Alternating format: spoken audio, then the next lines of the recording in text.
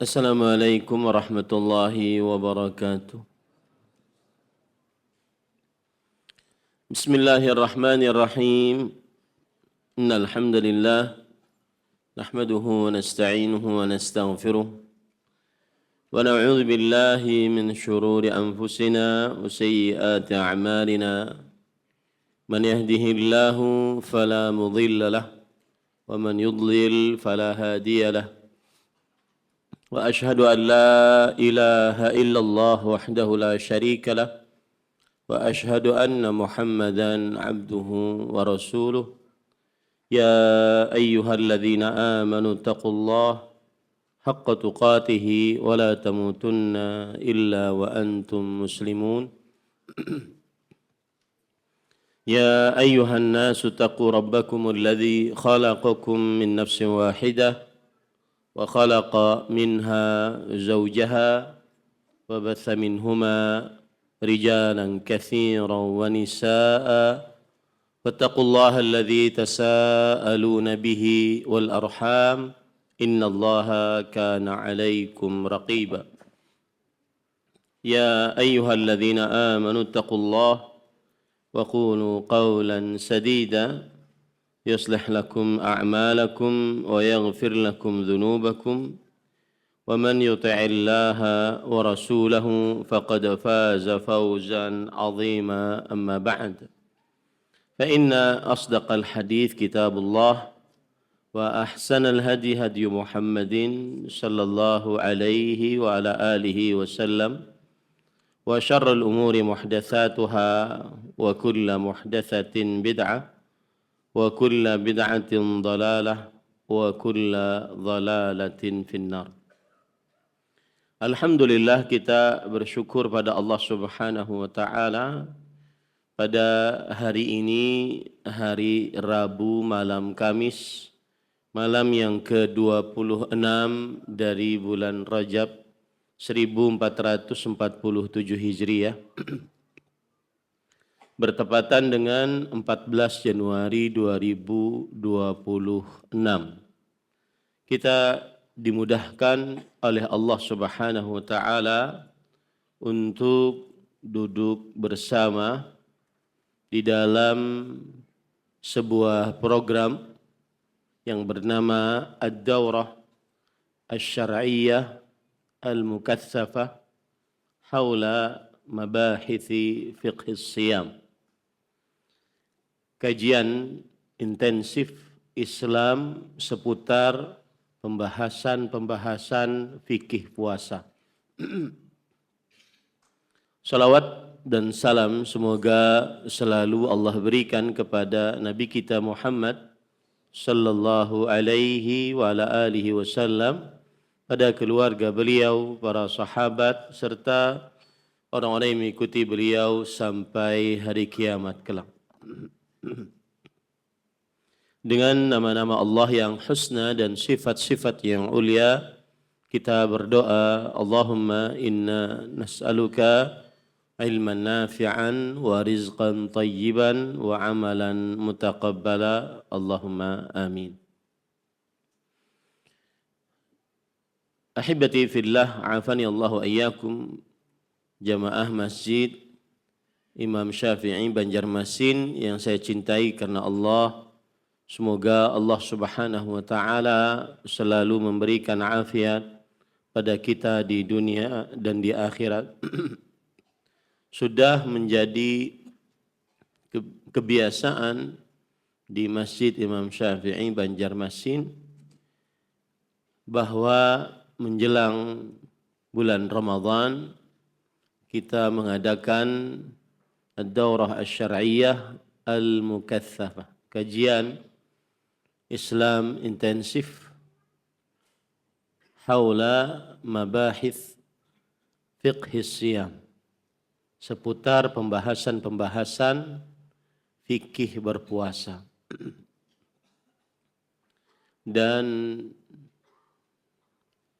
ini adalah untuk mengamalkan hadis Rasul sallallahu alaihi wasallam yang mana beliau senantiasa mengingatkan para sahabatnya tentang datangnya bulan Ramadan, yang menunjukkan bahwa harus adanya persiapan sebelum memasuki bulan Ramadan. Di dalam hadis dari sahabat Nabi Abu Hurairah radhiyallahu anhu, kana Rasulullah sallallahu alaihi wasallam yubashshiru ashabah, qad ja'akum syahrul Ramadan syahrun mubarak, iftaradallahu alaikum siyamah. Rasul sallallahu alaihi wasallam memberikan kabar gembira kepada para sahabatnya. Sungguh telah datang kepada kalian bulan Ramadan, bulan yang penuh dengan berkah. Allah Azza wa Jalla telah mewajibkan atas kalian berpuasa padanya. Dan juga para sahabat Nabi radhiyallahu anhum, mereka 6 bulan sebelum datangnya bulan Ramadan meminta kepada Allah Subhanahu wa taala agar dimasukkan ke dalam bulan Ramadan. Dan 6 bulan setelah bulan Ramadan, mereka meminta agar diterima amal ibadah di dalam bulan Ramadan. Ini dijelaskan oleh para ulama rahimahumullahu ta'ala sebagaimana yang disebutkan oleh Al-Hafidh Ibnu Rajab Al-Hambali rahimahullahu ta'ala di dalam kitabnya tentang bulan Ramadan. Kana as-sahabatu radhiyallahu anhum yas'aluna Allah Ta'ala an yuballighahum Ramadan 6 ashhur. Fa idza ballaghahum Ramadan talabu min Allah bi an yaqbala minhum 6 ashhur. Sebagaimana perkataan Al-Hafidh Ibnu Rajab Al-Hambali rahimahumullahu ta'ala dalam kitab beliau Lataiful Ma'arif. Oleh karena itu, kita pada kesempatan kali ini memulai kajian intensif Islam seputar pembahasan fikih puasa. Kenapa dikatakan pembahasan? Karena nanti di dalam pembahasan tersebut terdapat permasalahan-permasalahan yang banyak. Dan ini adalah pertemuan pertama.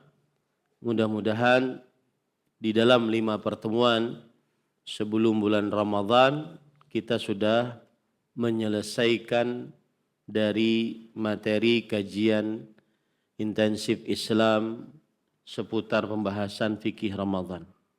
Sehingga kita bisa masuk ke dalam agama Islam di atas ilmu. Di atas ilmu. Poin yang pertama yaitu definisi puasa. Pembahasan yang pertama adalah definisi puasa secara bahasa. Para ulama bahasa di antaranya Al-Azhari dalam kitab Tahdzibul Lughah, salah satu kamus besar bahasa Arab, As-Sawmu fil Lughah Al-Imsak anis syai', yang artinya puasa secara bahasa adalah menahan dari sesuatu wa tarku lahu, dan meninggalkannya. Menahan dari sesuatu dan meninggalkannya. Dikatakan untuk orang yang berpuasa shaimun. Kenapa? Liimsakihi anil mat'ami wal mashrabi wal mankahi. Karena orang yang sedang berpuasa menahan makan, minum, dan menikah, yaitu bersetubuh. Ini arti puasa secara bahasa. Adapun arti puasa secara istilah syariat disebutkan oleh Fadilatul Syekh Al-Allamah Al-Faqih Muhammad bin Salih Al-Utsaimin rahimahullah, at-ta'abbudu lillahi subhanahu wa ta'ala bil imsaki 'anil akli wasyurbi wa sa'iril mufattirat min tulu'il fajri ila ghurubi syams.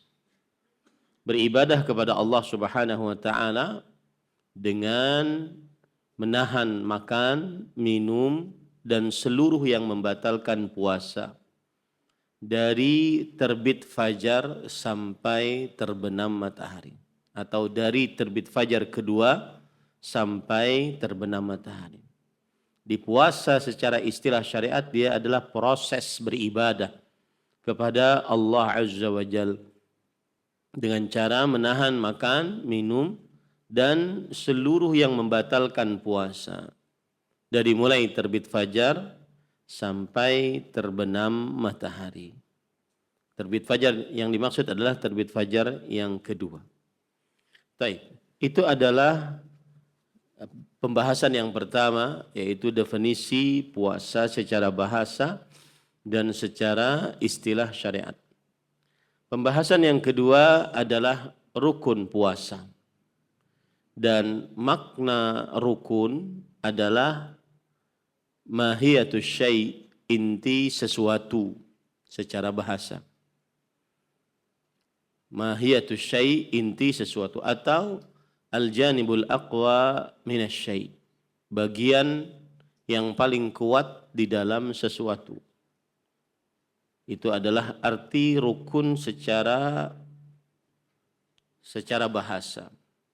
Adapun arti rukun secara istilah syariat terutama diambil dari istilah fikih yang disebutkan oleh para ulama rahimahumullahu taala. Di antaranya adalah bahwa ar-ruknu ma la yatimmu illa bihi, yang artinya rukun adalah sesuatu yang tidak sempurna kecuali dengannya. Wa huwa juz'un minhu, dan dia bagian dari sesuatu tersebut. Wa huwa juz'un minhu, dan dia bagian dari sesuatu tersebut. Garis bawahi kata-kata dan dia bagian dari sesuatu tersebut. Dari sinilah nanti terjadi ikhtilaf di antara para ulama tentang rukun puasa. Apakah niat itu bagian dari rukun atau dia syarat puasa? Atau dia syarat puasa?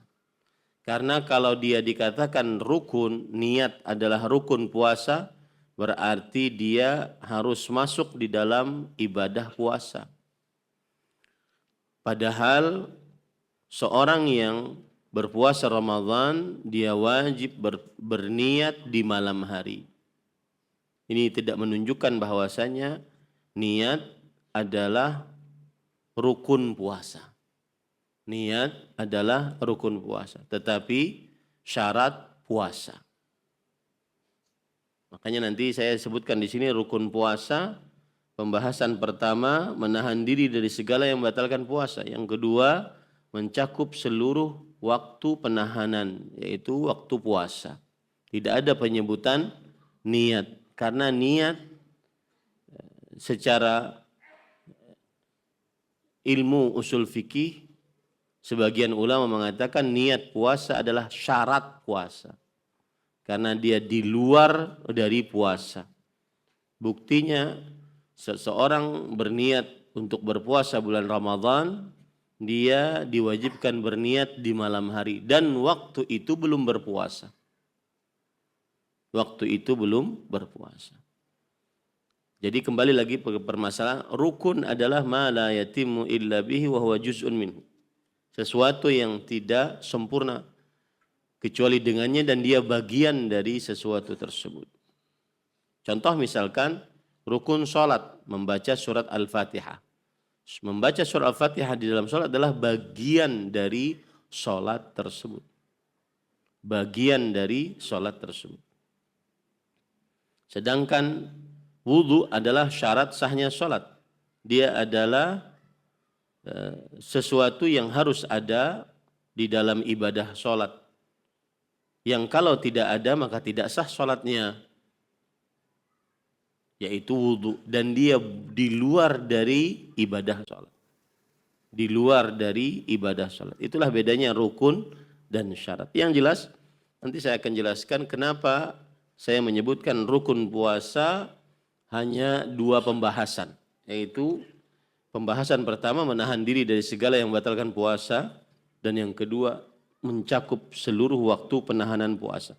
Lalu niat di mana? Niat nanti kita akan membicarakan pada syarat-syarat puasa. Nah, sebelum saya lanjutkan, karena ini adalah permasalahan fikih, namanya juga seputar pembahasan fikih puasa. Nanti akan sangat banyak sekali perkara atau permasalahan-permasalahan fikih. Oleh karena itu, cara yang ditempuh di dalam kajian intensif Islam kali ini adalah saya akan menyebutkan pendapat yang dipilih dari pendapat-pendapat para ulama di dalam pertemuan ini, disertai dengan dalil-dalilnya. Kecuali kalau seandainya ada permasalahan-permasalahan fikih yang sangat kuat perbedaan pendapat di dalamnya, maka saya akan sebutkan 2 pendapat tersebut beserta dalil-dalilnya, dan nanti kita kuatkan mana yang lebih dekat dengan dalil dalam pertemuan kita. Tapi secara umum, kebanyakan pembahasan yang akan kita bahas adalah kita akan menyebutkan pendapat yang dikuatkan atau yang dipilih di dalam kajian intensif Islam kali ini. Tentunya berdasarkan dalil-dalil dan semuanya tidak keluar dari madhab fikih yang 4 ataupun perkataan-perkataan para ulama rahimahumullahu ta'ala. Taib, itu rukun puasa. Arti rukun secara bahasa sudah kita ketahui, arti rukun secara istilah syariat sudah kita ketahui. Ma la yatimu illa bihi wa huwa juz'un minhu. Sesuatu yang tidak sempurna kecuali dengannya dan dia bagian dari sesuatu tersebut. Pembahasan pertama, menahan diri dari segala hal yang membatalkan puasa. Ini adalah rukun puasa. Wajib bagi orang yang berpuasa untuk menahan dari setiap yang membatalkan puasa, yaitu berupa hal-hal yang membatalkan puasa. Seperti contohnya secara ringkas, nanti kita akan bahas lebih dalam, makan, minum, dan bersetubuh. Makan, minum, dan bersetubuh. Dan rukun ini disepakati oleh para ulama rahimahumullahu ta'ala, bahkan dinukilkan ijma' oleh para ulama bahwa rukun puasa adalah al-imsak 'anil mufattirat, menahan segala hal yang membatalkan puasa. Di antara yang menukilkan ijma' di antaranya adalah Ibnu Hazm, kemudian Ibnu Abdul Bar, kemudian Syekhul Islam Ibnu Taimiyah rahimahullah. Di dalam kitab beliau, di dalam kitab Majmu'ul Fatawa, beliau berkata, "Thabata bin nassi wa bil ijma' man'u shaimi minal akli wasyurbi wal jima'." Yang artinya telah tetap dengan dalil yang tegas dan dengan ijma'. Ijma' adalah ittifaqu mujtahidi hadhil ummah fi mas'alatin masailid din ba'da wafatin Nabi sallallahu alaihi wasallam. Kesepakatan ahli ijtihad, para ulama ahli ijtihad dari umat ini di dalam permasalahan dari permasalahan fikih sepeninggal Rasul sallallahu alaihi wasallam. Maka telah tetap dengan dalil dan ijma' dilarangnya orang yang sedang berpuasa dari makan, minum, dan bersetubuh. Taib, itu pembahasan yang pertama, menahan diri dari segala hal yang membatalkan puasa, dan itu adalah rukun puasa. Kemudian rukun yang kedua yaitu isti'abu zamanil imsak, mencakup seluruh waktu penahanan. Jadi waktu berpuasa itu ada waktunya, yaitu dari mulai terbit fajar kedua sampai terbenam matahari. Nah, menahan segala hal yang membatalkan puasa harus mencakup seluruh waktu itu. Tidak boleh dia walau sebentar pun tidak mencakup seluruh waktu berpuasa. Termasuk rukun berpuasa adalah menahan dari seluruh yang membatalkan puasa, mencakup seluruh waktu. Mencakup seluruh waktu berpuasa, yaitu dari mulai terbit fajar kedua sampai terbenam matahari. Sampai terbenam matahari. Dan ini dinukilkan ijma' oleh para ulama juga, di antaranya Imam Ibnu Abdul Bar dalam kitabnya Tamhid. Imam Ibnu Abdul Bar, ulama fikih dan hadis dari mazhab Maliki. Beliau berkata, "Wan naharul ladzi yajibu siyamuh min tulu'il fajri ila ghurubi syams." Dan waktu siang yang wajib berpuasa adalah dari mulai terbit fajar sampai terbenam matahari. Ala hadza ijma'u ulama'il muslimin fala wajha lil kalami fi. Menurut pendapat inilah yang disepakati oleh ulama-ulama kaum muslimin, maka tidak ada pembicaraan di dalamnya karena sudah disepakati oleh para ulama rahimahumullah taala. Tadi saya sebutkan bahwa menahan adalah mencakup seluruh waktu. Waktunya dari mulai terbit fajar kedua sampai terbenam matahari. Kenapa demikian? Atau apa yang dimaksud dengan fajar kedua? Fajar itu ada dua macam. Yang disebut dengan al-fajrul kadhib, fajar yang dusta, yang mana dia muncul, kemudian setelah itu naik terus ke atas dan menghilang. Naik terus ke atas dan menghilang. Nabi Muhammad SAW menggambarkan fajar ini seperti ekor serigala yang tegak. Naik terus ke atas, kemudian menghilang. Adapun al-fajrus sadiq, fajar yang benar, yang disebut dengan fajar yang kedua, yaitu setelah fajar ini tidak ada kegelapan setelahnya.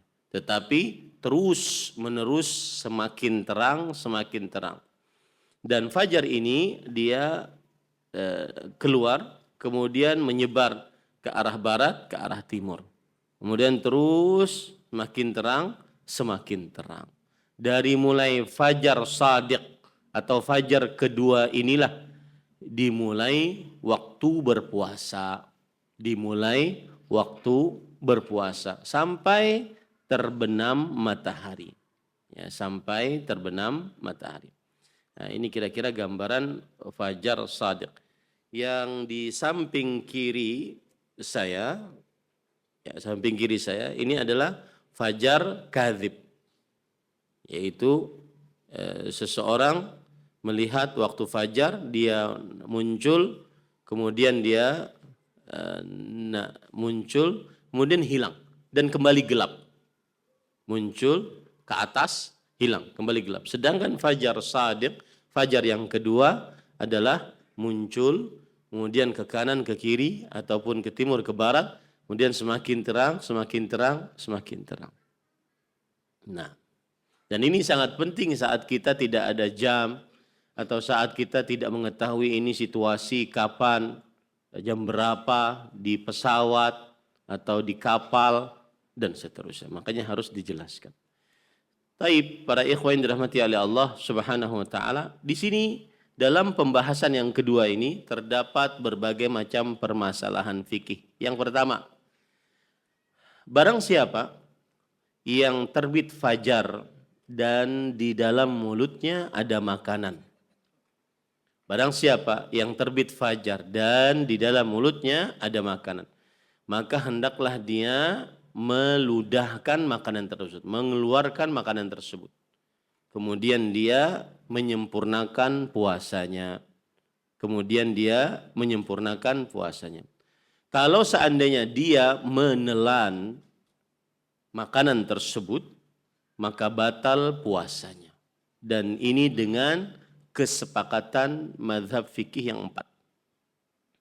Saya jadi ingat syekh saya di S2 mengatakan, kalau seandainya ada perkataan ulama dari mazhab fikih yang 4 dan mereka bersepakat di dalam sesuatu, maka saya pribadi, kata beliau, melihat itu pendapat yang sangat kuat. Susah untuk keluar darinya. Karena tidak mungkin para ulama dari mazhab fikih yang 4 bersepakat dalam sesuatu kecuali mereka memiliki dalil yang sangat kuat.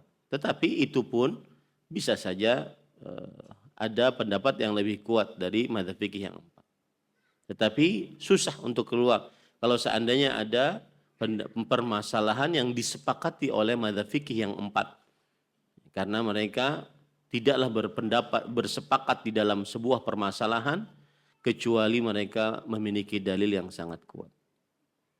Taib, jadi siapa yang ketika terbit matahari atau terbit fajar kedua maksud saya, dan makanan sudah ada di mulutnya, maka hendaklah dia mengeluarkannya. Lalu dia lanjutkan puasanya. Jadi pas lagi asik-asik makan, azan. Kalau bahasa kita di sini azan. Tapi kalau bahasa ulama fikih adalah terbit fajar kedua. Karena tidak mungkin saja kita tidak mendengar azan tapi sudah terbit fajar kedua. Mungkin tidak? Mungkin tidak? Mungkin. Ya, mungkin saja sudah terbit fajar kedua tetapi kita tidak mendengar azan. Nah, kalau seandainya kita sedang makan kemudian terbit fajar kedua, maka pendapat yang dipilih, lihat saya ngajarnya, tadi saya sudah jelaskan bahwa saya akan mengambil pendapat yang kita kuatkan dan kita pilih dalam pertemuan ini. Dan itu adalah pendapat yang nanti akan ada dalilnya. Tanpa harus menyebutkan permasalahan atau khilaf fikih yang terjadi di antara para ulama agar pembelajaran kita cepat. Dan ini disepakati oleh mazhab fikih yang 4, mazhab Hanafi, Syafi'i, Maliki, Syafi'i dan Hambali. Baik. Dalilnya Allah berfirman dalam surah Al-Baqarah ayat 187, "Wa kulu washrabu hatta yatabayyana lakumul khaytul abyadu minal khaytil aswadi minal fajr." Makanlah, minumlah sampai terang bagi kalian benang putih dari benang hitam, yaitu masuk waktu fajar.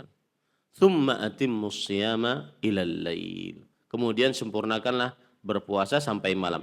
Sisi pendalilan dari ayat ini adalah bahwa Allah Subhanahu wa taala membolehkan makan dan minum sampai terbit fajar. Dan sebagaimana sudah saya sebutkan, terbit fajar yang dimaksud adalah terbit fajar yang kedua. Kemudian setelah itu Allah memerintahkan untuk menahan dari makan dan minum sampai malam.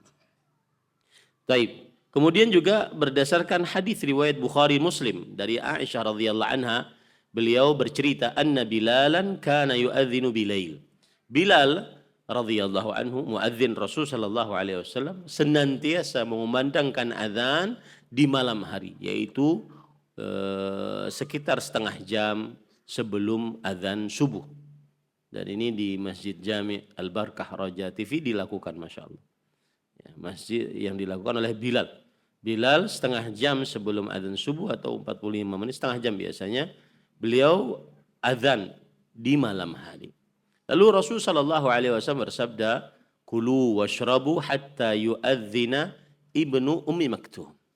Yang artinya, makanlah kalian terus dan minumlah sampai mengumandangkan azan Abdullah bin Ummi Maktum. Abdullah bin Ummi Maktum. Fa innahu la yu'adzinu hatta yatlu'al fajr. Sesungguhnya Abdullah bin Ummi Maktum ini tidak mengumandangkan azan kecuali ketika terbit fajar yang kedua. Ini menunjukkan bahwa kalau sudah terbit fajar maka diwajibkan untuk menahan makan, minum dan seluruh yang membatalkan puasa. Taib. Itu permasalahan yang pertama di dalam pembahasan yang kedua. Permasalahan yang kedua yaitu kapan berhenti waktu untuk menahan. Apa maksudnya? Kapan berhenti puasa, itu bahasanya. Maka berhenti puasa adalah ketika atau saat terbenam matahari. Berhenti puasa saat terbenam matahari. Berhenti menahan hal-hal yang membatalkan puasa saat terbenam matahari. Dan ini dinukilkan oleh para ulama ijma' atasnya. Di antaranya Imam Nawawi rahimahullah, ulama Islam abad ke-7 Hijriah bermadzhab Syafi'i. Beliau berkata dalam kitab beliau Al-Majmu' Syarhul Muhadzab, wa yanqadhi as-shaumu wa yutimmu bi ghurubi syams bi ijma'il muslimin. selesai puasa dan sempurna puasa dengan terbenam matahari, dengan kesepakatan kaum muslimin, dengan ijma' kaum muslimin. Tapi permasalahan yang ketiga di dalam pembahasan yang kedua ini, makanya saya kasih tema seputar pembahasan fikih puasa. Yaitu banyak sekali dalam pembahasan ini permasalahan fikih yang di dalamnya. Permasalahan yang ketiga adalah jika seorang yang berpuasa berbuka, kemudian pesawat take off itu apa? Terbang, ya, pesawat kemudian terbang. Lalu dia melihat matahari belum terbenam. Waktu berbuka nih, tapi masuk pesawat. Lalu ketika dia sudah take off, terbang, dia melihat matahari belum terbenam. Dan ini sering kejadian. Kalau seandainya kita pergi umrah dari Indonesia menuju lebih barat, yaitu Arab Saudi, maka kita akan lama terbenamnya. Saya pernah kejadian ini, suatu saat umrah dari Jakarta, saya lihat waktu itu boarding jam 4, jam 5. Saya kira 1 jam, 2 jam lagi berbuka. Ternyata sudah take off, berangkat, semakin menuju ke barat ya. Semakin menuju ke barat, maka semakin siang. Ini kok enggak malam-malam. Ya, akhirnya kita puasa sekitar 15 sampai 17 jam. Capek sekali. Makanya saya berpesan kalau ada yang berumroh dari Indonesia dan sore-sore berumrohnya, maka lebih baik dibatalkan saja. Agar dia tidak lemas. Yang terjadi bagaimana Ustadz Antum? Ya sudah, sayang buka. Tapi dalam keadaan sudah hilang rasa laparnya, sudah hilang, yang ada lemasnya saja. Nah ini bagaimana? Permasalahannya ada apa? Jawabannya adalah jika terbenam matahari. Lalu orang yang berpuasa berbuka. Kemudian pesawat berangkat. Dan dia melihat matahari belum terbenam.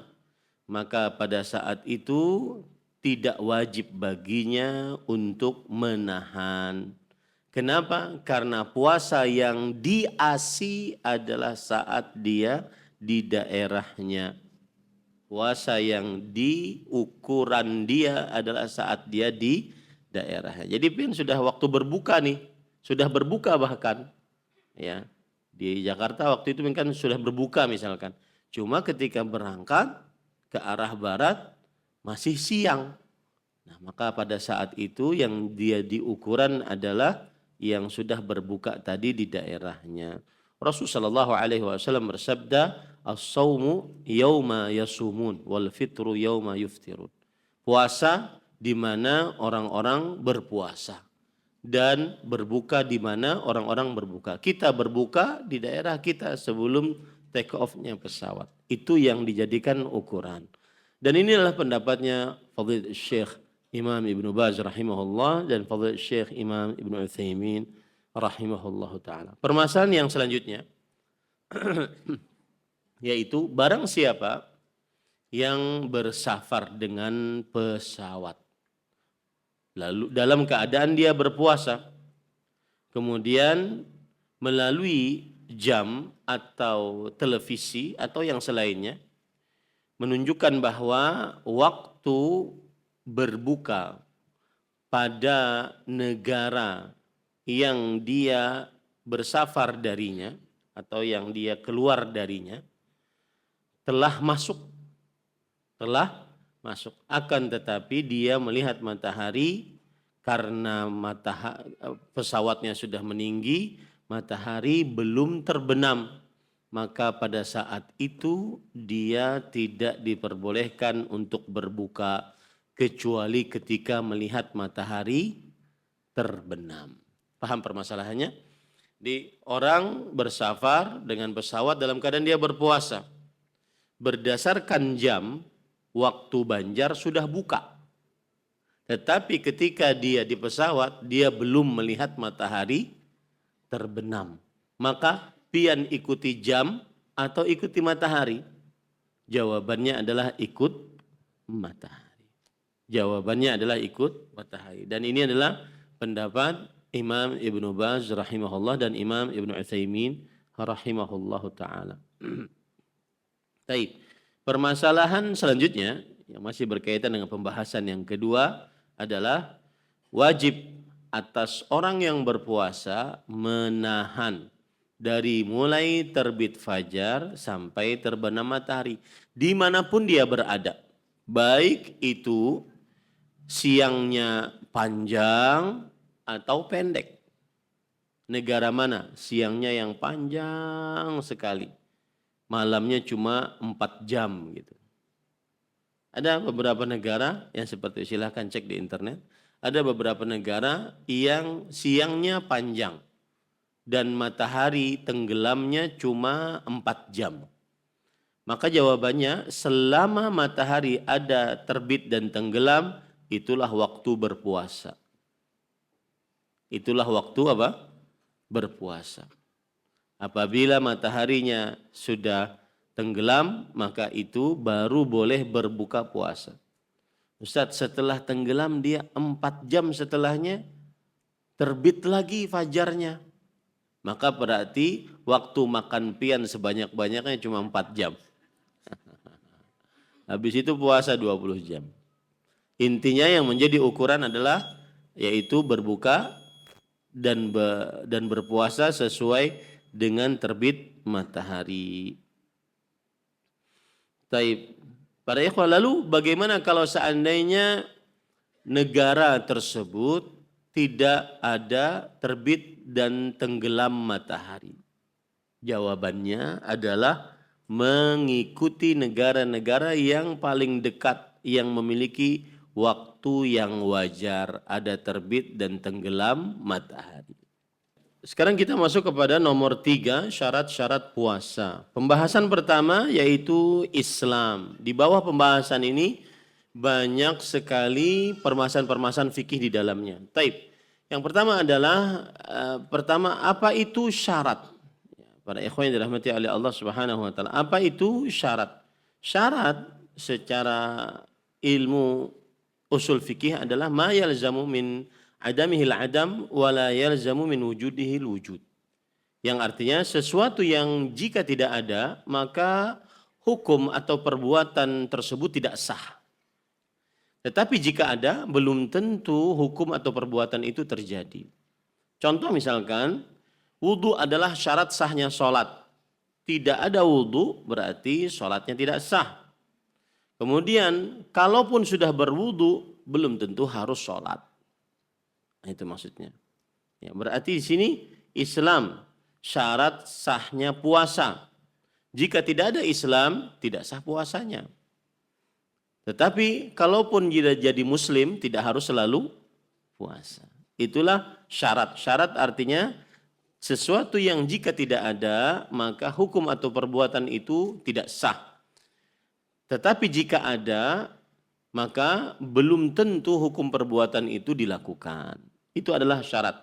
Berarti syarat-syarat puasa di sini adalah syarat yang harus ada. Kalau tidak ada tidak sah puasanya. Harus ada. Kalau tidak ada tidak sah puasanya. Naam.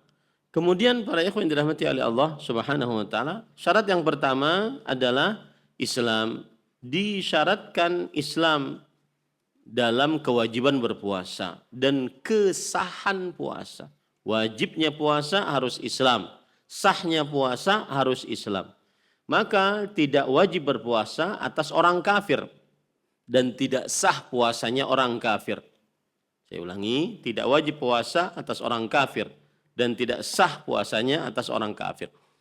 Dan ini adalah dinukilkan ijma' atasnya Ibnu Hazm rahimahullah berkata, ittafaqu ala anna siyama nahari Ramadan ala sahih al-muqim al-aqil al-baligh alladhi ya'lamu annahu Ramadan wa qad balaghahu wujubu siyami wa huwa muslim.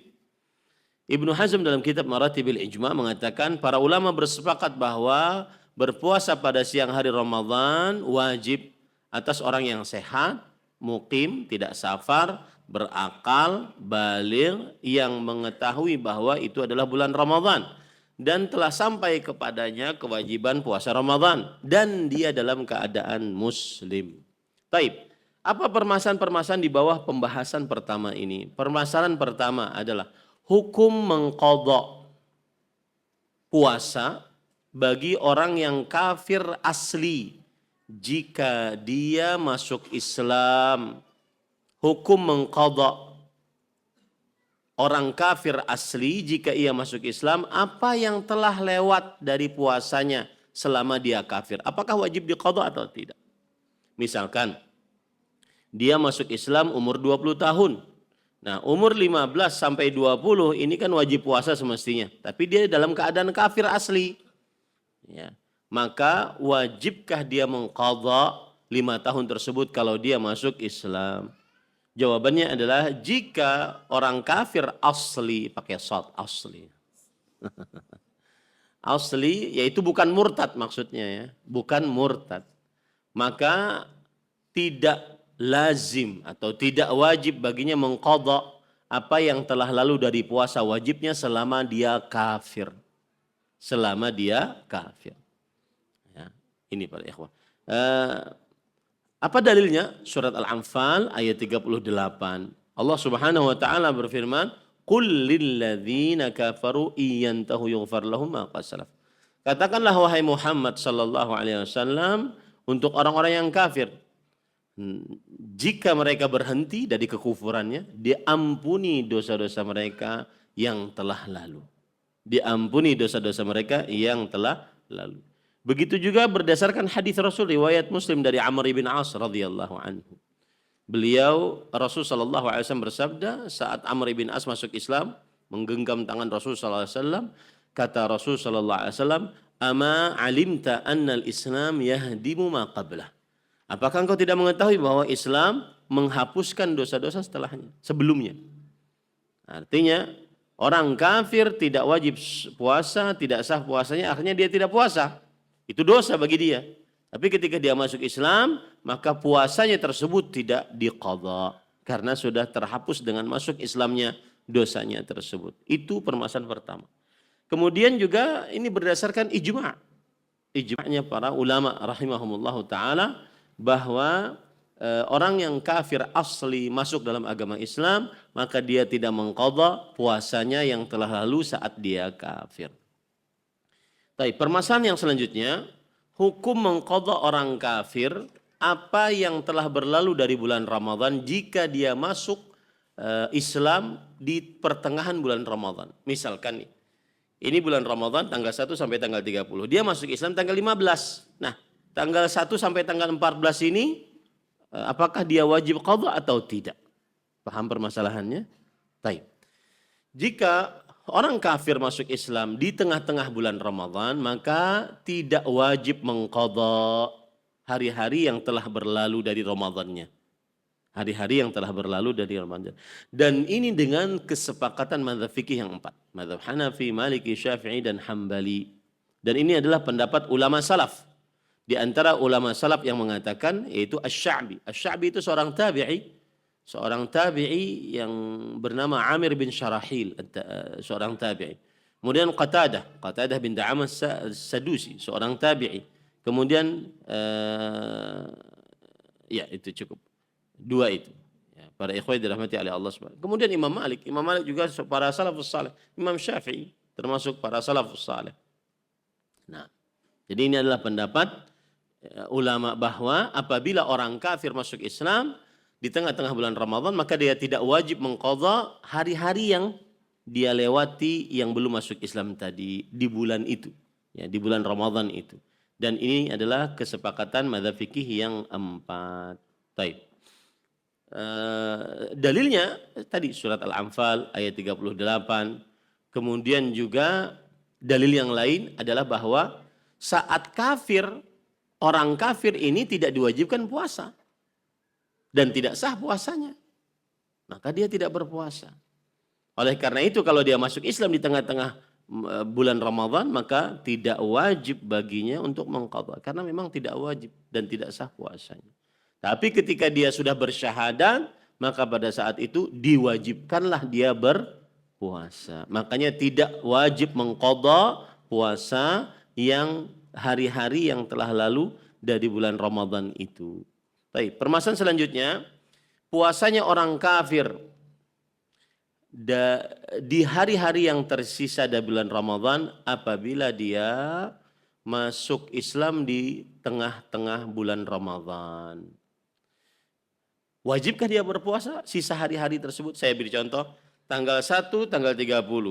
Di tanggal 15 dia masuk Islam. Nah, tanggal 16 sampai 30 wajib nggak dia berpuasa? Jawabannya adalah jika orang kafir masuk Islam di tengah-tengah hari bulan Ramadan, maka wajib baginya berpuasa di sisa hari dari bulan Ramadan. Apa dalilnya? Ijma'.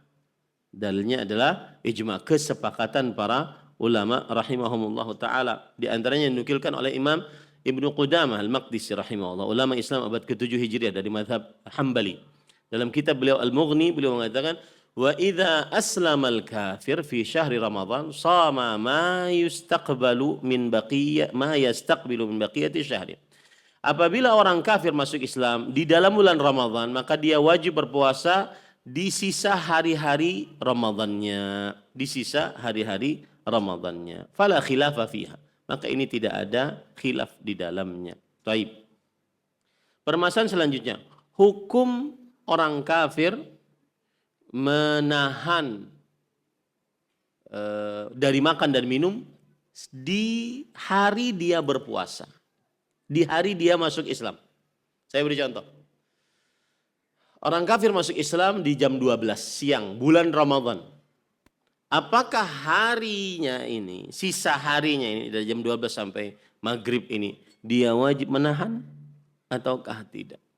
Dia wajib menahan ataukah tidak? Maka jawabannya adalah jika orang kafir masuk Islam di tengah hari bulan Ramadan, di tengah hari bulan Ramadan, maka wajib baginya menahan sisa harinya, menahan makan minum sisa harinya.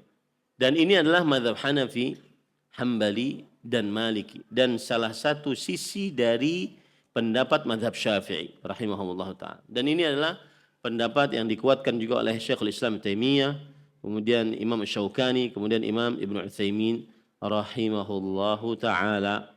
Dalilnya adalah surah Al-Baqarah ayat 185.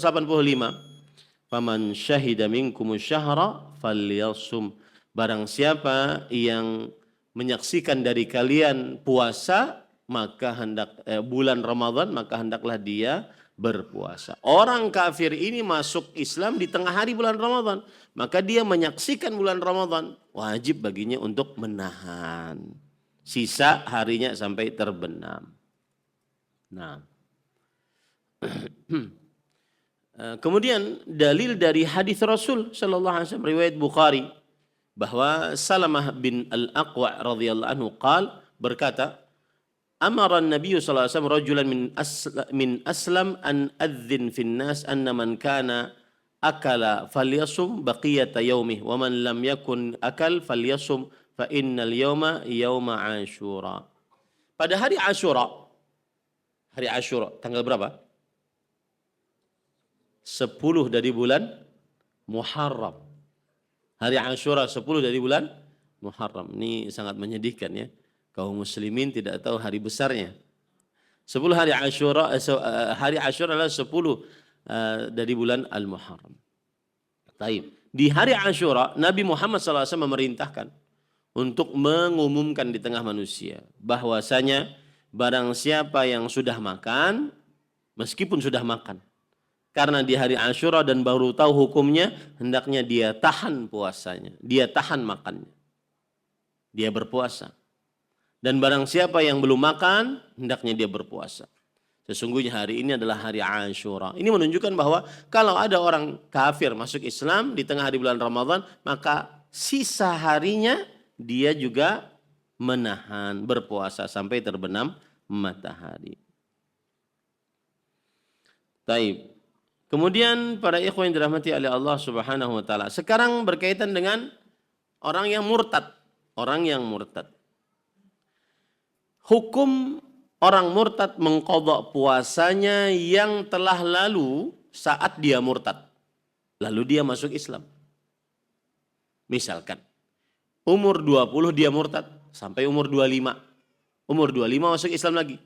Dari umur 20 sampai umur 25, 5 tahun dia tidak berpuasa setiap bulan Ramadan. Apakah wajib bagi dia mengqadha puasa yang dia tinggalkan karena kemurtadannya tadi? Jawabannya adalah jika orang murtad masuk dalam agama Islam, maka tidak ada kewajiban baginya mengqadha apa yang telah lalu dari puasa saat dia murtad. Apa yang telah lalu dari puasa saat dia murtad. Dan ini mazhab jumhur. Jumhur itu mayoritas para ulama dari mazhab Hanafi, Maliki dan Hambali. Dalilnya surat Al-Anfal ayat 38 tadi. Qul lilladzina kafaru in yantahu yughfar lahum ma qad salaf. Yang artinya katakanlah wahai Muhammad sallallahu alaihi wasallam untuk orang-orang yang kafir, jika mereka berhenti dari kekufuran mereka, diampuni dosa-dosa mereka apa yang telah lalu. Nah.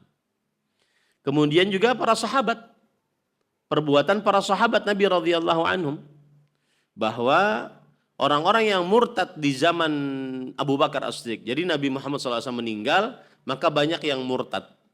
Kemudian diperangi oleh Abu Bakar As-Siddiq, lalu banyak yang kembali lagi masuk Islam. Banyak yang kembali lagi masuk Islam.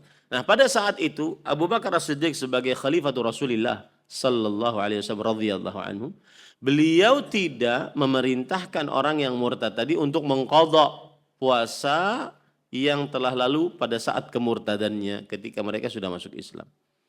Baik. Kemudian para ikhwan yang dirahmati oleh Allah Subhanahu wa taala, hukum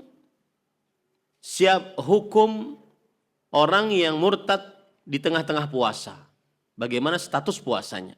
Hukum orang yang murtad di tengah-tengah puasa. Bagaimana status puasanya? Maka jawabannya, barang siapa yang murtad di tengah-tengah hari puasa, batal puasanya. Dan wajib atasnya mengqadha puasa itu jika dia masuk Islam nanti. Saya ulangi, barang siapa yang murtad di tengah hari bulan Ramadan, maka batal puasanya. Kalau dia masuk Islam, maka dia wajib mengqadha hari itu. Kalau dia masuk Islam, wajib mengqadha hari itu. Kenapa para ikhwan yang dirahmati oleh Allah? Karena puasa adalah ibadah. Dan ibadah batal dengan kemurtadan. Ibadah batal dengan kemurtadan. Taib. Ini adalah pembahasan pertama Islam sedemikian banyak permasalahan fikihnya. Taib, sekarang pembahasan yang kedua, Islam. Pembahasan yang kedua adalah baligh. Sedikit aja ini pembahasannya, mudah-mudahan bisa bersabar. Baligh adalah syarat wajib puasa. Baligh adalah syarat wajib puasa. Anak yang belum baligh berpuasa sah puasanya, tapi tidak wajib baginya untuk berpuasa. Ya. Baligh adalah syarat wajib puasa. Apa dalilnya? Hadis riwayat Imam Abu Daud dan yang lainnya dari Ali bin Abi Thalib radhiyallahu an. Rasul sallallahu alaihi wasallam bersabda, "Rufi'al qalamu an thalatha." Pena diangkat dari 3 orang. Anin naim hatta yastayqid, anil majnun hatta yafiq, anil sabi hatta yablugh. Dari orang tidur sampai dia bangun, dari orang gila sampai dia sadar, dari anak kecil sampai dia bermimpi, sampai dia baligh.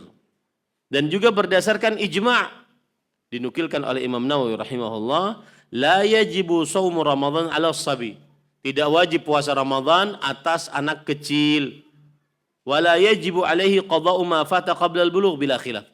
Dan tidak wajib atasnya mengqadha puasa yang terjadi sebelum dia baligh, enggak wajib. Tanpa ada khilaf di antara para ulama. Taib. Ada permasalahan-permasalahan fikih dalam pembahasan yang kedua ini. Yang pertama adalah mengqadha, orang yang baligh mengqadha puasa-puasa sebelum balighnya. Wajib tidak? Maka jawabannya tidak wajib atas orang yang balik mengqadha puasa-puasa sebelum balignya. Wah, capek itu kalau orang balik umur 15, berarti dia harus mengqadha selama 15 kali Ramadan kalau begitu.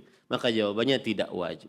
Tidak wajib atas orang balik mengqadha puasa yang telah lalu sebelum dia baligh. Dan ini dalilnya berdasarkan ijma yang sudah saya sebutkan tadi. Permasalahan yang selanjutnya yaitu anak kecil meskipun tidak wajib berpuasa tapi diperintahkan dan dilatih untuk berpuasa. Diperintahkan dan dilatih untuk berpuasa tanpa membahayakannya. Jadi kalau seandainya sudah hendak siup, mbah kada tahan lagi bahaya. Nah, umur hanya umur 5 tahun, umur 4 tahun, umur 7 tahun, kada tahan lagi bahaya. Buka silakan. Ya, jangan sampai diejek jangan sampai. Karena memang belum wajib atasnya. Ya, tetapi dianjurkan untuk berpuasa selama dia mampu dan tidak membahayakannya. Taib. Para ikhwan yang dirahmati oleh Allah Subhanahu wa taala. Permasalahan selanjutnya sebelum terakhir, hukum mengqadha apa yang telah lalu dari bulan Ramadan kalau ada anak kecil balik di tengah hari bulan Ramadan. Misalkan, ini bulan Ramadan nih, tanggal 15 di tengah harinya dia baligh. Mungkin enggak? Mungkin. Baik dengan haid, baik dengan mimpi. Kalau haid tentunya tidak puasa setelahnya. Tapi kalau mimpi dia, anak kecil umur 15 tahun, kemudian dia tidak puasa hari itu karena belum baligh. Lalu dia ternyata di siang hari bermimpi basah. Berarti sudah baligh. Nah, wajib nggak mengqadha hari-hari sebelum ini di dalam bulan Ramadan itu saja? Paham permasalahannya? Taib. Jika seorang anak kecil baligh di tengah hari bulan Ramadan, di bulan Ramadan, maka dia berpuasa di sisa hari-harinya dan tidak wajib dia mengqadha hari itu. Yang dia baligh tadi dia tidak wajib untuk mengqadhanya. Ya, dia tidak wajib untuk mengqadhanya. Dan ini adalah dengan kesepakatan madzhab fikih yang 4. Bahkan dinukilkan ijma atasnya. Saya ulangi, jika seorang anak kecil balik di tengah hari bulan Ramadan, maka dia berpuasa sisa hari-harinya dalam bulan Ramadan.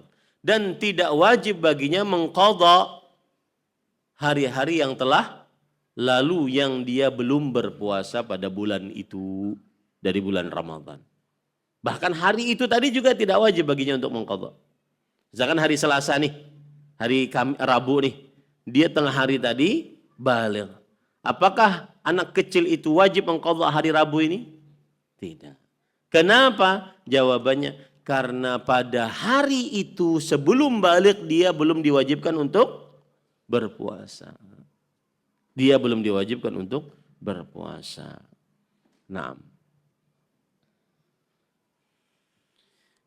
Taib.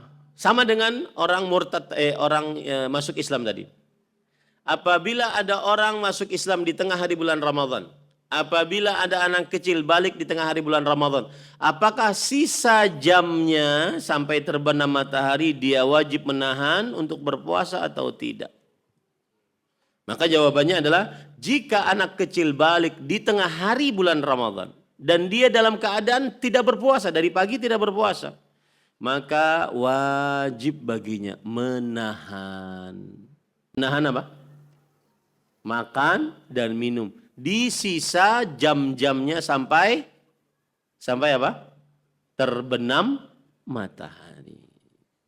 Ya, meskipun di awal hari dia belum berpuasa. Kenapa? Karena di awal hari memang tidak ada kewajiban dia untuk berpuasa. Sedangkan ketika tengah hari dia sudah balik karena mimpi misalkan, maka wajib baginya menahan karena dia sudah diwajibkan untuk berpuasa. Nah, itu kira-kira cara kita membahas pembahasan fikih puasa pada tahun ini.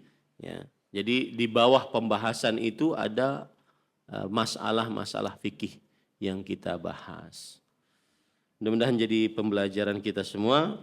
Wallahu a'lam wa sallallahu nabiyana Muhammad walhamdulillahirabbil alamin. Jika ada pertanyaan, mohon pertanyaannya yang berkaitan dengan pembahasan tadi dulu. Ya, adapun permasalahan poligami nanti dulu. Ya. Ini subhanallah, pertanyaan keluarga ini ulun pernah membicarakan tentang mencintai Allah.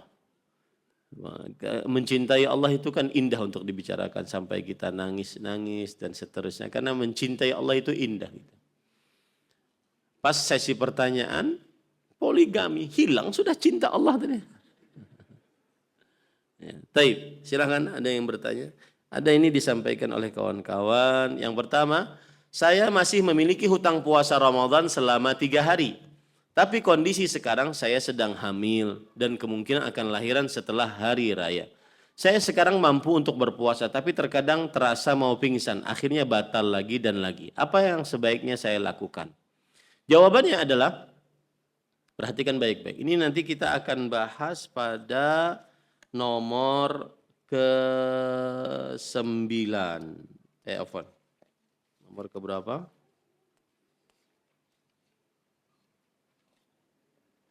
Ya nanti akan kita bahas pokoknya. Masalah hamil dan menyusui. Taib, yang jelas wanita hamil dan menyusui, lihat jawaban saya dan cara menjawabnya. Wanita hamil dan menyusui disyariatkan untuk berpuasa Ramadan. Dan boleh tidak berpuasa Ramadan apabila tidak sanggup. Saya ulangi, wanita hamil dan menyusui disyariatkan untuk berpuasa Ramadan atau untuk mengqadha puasa Ramadan. Dan boleh tidak berpuasa Ramadan apabila tidak sanggup. Apalagi seperti yang disebutkan dalam pertanyaan, mau pingsan, terasa pingsan dan seterusnya. Taib. Lalu kalau seandainya dia tidak berpuasa Ramadan, apa yang harus dia lakukan? Apakah dia mengqadha ataukah dia membayar fidyah? Maka jawabannya adalah wanita hamil dan menyusui yang tidak sanggup untuk berpuasa, maka dia seperti orang sakit yang akut. Sakit akut itu apa? Sakit yang datang dan diharapkan sembuh dengan cepat. Maka wanita hamil dan menyusui, dia wajib mengqadha di lain hari kalau sudah sanggup untuk mengqadha.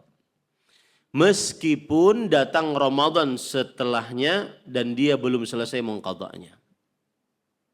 Ini bagi wanita yang haid, wanita yang hamil dan menyusui. Tapi pertanyaannya bukan seputar itu. Pertanyaannya adalah beliau ingin mengqadha puasa yang telah lalu tapi sekarang dalam keadaan hamil. Maka jawabannya adalah, perhatikan ini. Ada kaidah fikih mengatakan at-ta'sir yajlibu taisi. Kesulitan mendatangkan kemudahan. Bahkan kaidah yang lebih tinggi dari itu, innad dina yusr. Sesungguhnya agama Islam itu mudah. Maka apabila wanita hamil ingin mengqadha puasa Ramadan dan dia tidak sanggup, maka dia mengqadha nanti saat dia sudah sanggup. Dia mengqadha nanti saat sudah dia sanggup. Ustaz, apakah tidak bayar fidyah? Tidak. Karena dia wajib mengqadha puasanya. Karena hutangnya adalah hutang qadha. Maka dia hutang karena hutang puasanya karena dia berhutang puasa. Maka wajib mengqadha. Bukan karena hamil atau karena menyusui. Pertanyaan selanjutnya, apakah boleh saya bayar setelah saya lahiran nanti? Itu yang kita jawab tadi. Bahwa dia boleh membayar setelah lahiran nanti. Mungkin lahirannya masih lama, ya tidak mengapa. Dia mengqadha. Apakah perlu membayar fidyah? Jawabannya tidak. Dan ini pendapat yang kita kuatkan. Dan jika sudah membayar fidyah, apakah saya juga harus mengganti puasa tadi atau hanya perlu membayar saja? Kita kuatkan pendapat bahwa dia wajib mengqadha saja. Kenapa demikian? Karena dia wajibnya adalah qadha. maka dia mengqadha saja. Wallahu a'lam. Baik, ada yang lain? Nah, ini. Nah. Tadi yang pesawat itu tadi Ustaz, saya agak bingung yang kasus yang pertama ketika kita naik pesawat kemudian ke barat, tapi kemudian kita berbukanya mengikuti di mana kota di situ kita mulai puasa. Kemudian yang kedua tadi ketika kita naik pesawat tadi kita harus menunggu matahari tenggelam. Ya. Bedanya, sudah pertanyaannya? Bedanya adalah tadi sudah masuk berbuka dia. Yang pertama. Enggak, itu contoh saya. Jadi permasalahannya adalah dia di bandara sebelum take off atau sebelum boarding dia sudah waktu berbuka. Lalu dia naik pesawat, kemudian di pesawat dia lihat matahari belum terbenam. Maka bagaimana status puasanya tadi yang sudah berbuka? Nah, sudah selesai, tidak wajib dia mengqadha. Paham? Nah, adapun yang kedua tadi dia belum berpuasa, belum berbuka. Ya, dia naik, kemudian tambah sore. Tambah terang. Wallahu a'lam. Silakan. Angkat tangan, kasih mic ke belakang. Angkat tangannya Pak, biar diketahui. Ustaz, makasih. Pertanyaan pertama tadi sama dengan Mas Fauji tadi terkait dengan pesawat, tapi sudah dijawab. Yang kedua mungkin ini Ustaz, kalau orang balik di tengah-tengah siang tadi, apakah dia mandi junub dulu kemudian puasa atau boleh? Yang kedua apa? Apakah dia mandi junub dulu atau menunggu boleh ditunda setelah buka baru mandi junub? Yang balik di tengah-tengah. Yang balik di tengah-tengah tadi. Ya. Bismillah, walhamdulillah. Yang balik di tengah hari siang bulan Ramadan, maka dia otomatis wajib melakukan taklif, ibadah-ibadah yang dibebankan oleh Allah Subhanahu wa taala, di antaranya salat. Maka otomatis dia wajib untuk mandi junub. Ya. Adapun berpuasanya, maka semenjak dia balik wajib dia menahan, meskipun belum mandi junub. Ya. Misalkan, aku kada hendak mandi junub kena aja jam 5. Padahal baliknya jam 12. Mandi junubnya jam 5, berarti masih bisa makan antara jam 12 sampai jam 5. Baru menahannya sejam. Ini main-main namanya. Ya. Jadi dia semenjak baligh sudah wajib menahan. Adapun untuk sholat dia mandi junub dulu baru sholat. Jadi tidak ada kaitan antara menahan makan minum dan yang membatalkan puasa sama dengan mau sholat, yaitu mandi junub, tidak ada kaitannya. Wallahu a'lam. Ada lagi? Taib. Ya, silakan. Pakai mic.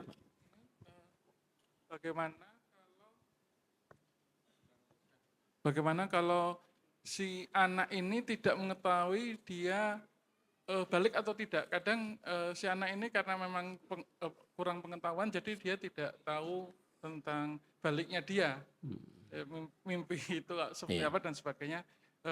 Bagaimana untuk hukum berpuasanya? Bismillah, walhamdulillah. Sebelum saya menjawab, saya beri nasihat dulu. Inilah pentingnya di masa-masa SD, umur mumayyiz itu umur 7 tahun ke atas, untuk memberitahu hukum-hukum Islam. Dan itulah maksud dari ayat Al-Quran, ya ayyuhalladzina amanu qu anfusakum ahlikum nara. Wahai orang beriman, jagalah diri kalian dan keluarga kalian dari api neraka. Maksud menjaga keluarga dari api neraka adalah alimuhum wa'adibuhum, ajari mereka ilmu Islam dan adab-adab keislaman.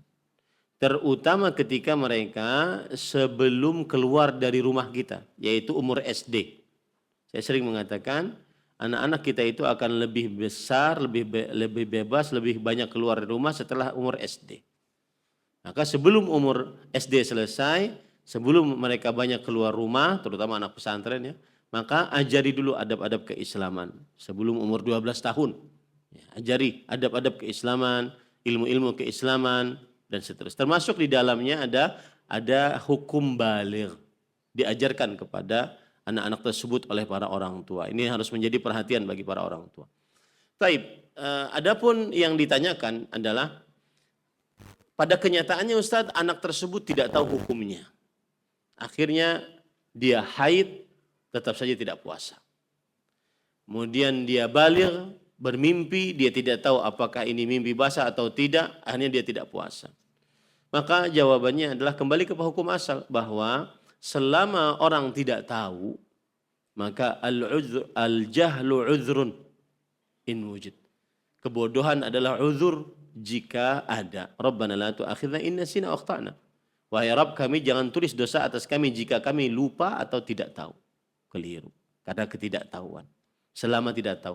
Tetapi di zaman media sosial seperti ini, AI, Syekh Google, dan seterusnya, susah untuk kita katakan dia tidak tahu. Tapi kalaupun ada, itu dilihat lagi nanti dia hidup di mana, hidup di hutan kah, hidup di kota kah.